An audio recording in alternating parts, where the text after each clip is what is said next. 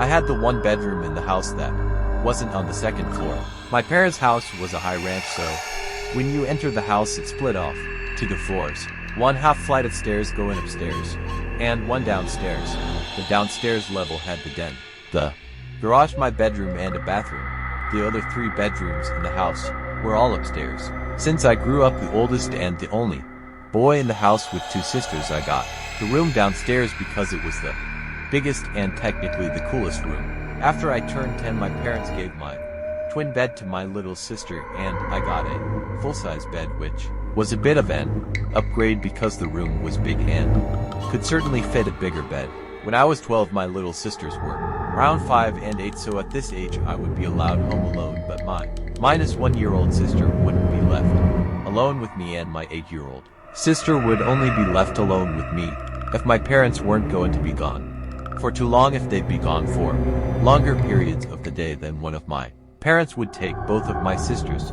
For this short period of time, I'd say like 3 nights in a row, maybe a little more, I was waking up in the middle of the night for no reason, and I'd have trouble falling back asleep. Considering I was 12 years old, I knew I shouldn't have been having sleeping problems at that age. I was sleeping with the fan on next to my bed because it was a hot couple of days in the middle of the summer, so I wasn't sure what exactly was waking me up, considering the fan provided a steady white noise. One of these nights I got up after waking up to refill my glass of water. I went to the bathroom right outside my bedroom, and as I was filling it up, I thought I heard something come from inside my room. I turned off the faucet and then listened, but now there was nothing.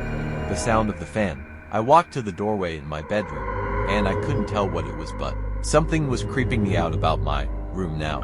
But I went upstairs to the living room and decided to sleep on the couch that night. I fell asleep eventually, but that same night again I woke up, this time to noises from the kitchen. I saw the glow of the light from the fridge and the sounds of someone rummaging through it. The way that floor was set up had the kitchen out of view from the couch. In the living room I couldn't see who was there.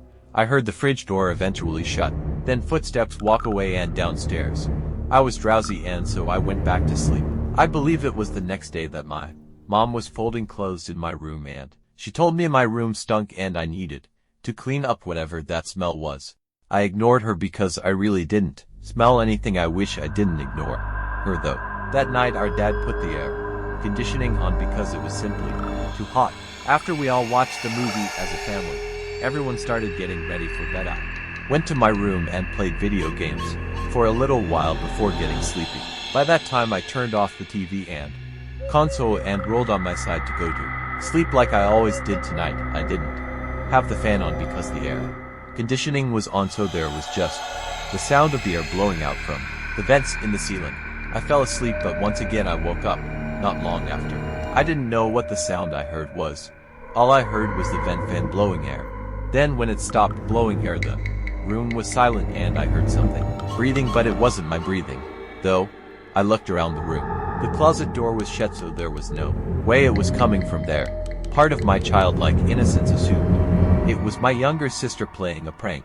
I got on the floor and looked to one place I could think to look: under the bed. I lifted the little piece of cloth that dangles at the bottom of the bed, and there was a very large person laying underneath my bed on a pile of blankets. Their head was facing me, but their eyes were closed. I fell backwards and basically walked out of the room screaming, "Dad!" I heard my parents' door swing open and my parents yelling and concerned. I pointed into my room and said, "Under the bed," and my dad went and pulled out this very large, dirty-looking man. I remember my dad quite easily physically forcing the man outside as my mom called 911. I'm sure he went to jail for a while, or maybe not, because he was homeless, who knows. This did a lot of mental damage to me, where I didn't even want to sleep in my own room anymore, or let alone in that house. I had to sleep in the middle of my parents for a while. Then my dad installed security cameras all over the house. We threw out everything that was opened in the fridge because we had no idea what he put his mouth on in there. The fear of someone being under my bed stayed with me for a long time, years to come. We don't even know how long he was hiding under my bed. It could have been a few days. The smell, the person going through the fridge, the randomly waking up every night for a few days. whether he meant harm or not. Having someone hiding under your bed is every child's biggest nightmare.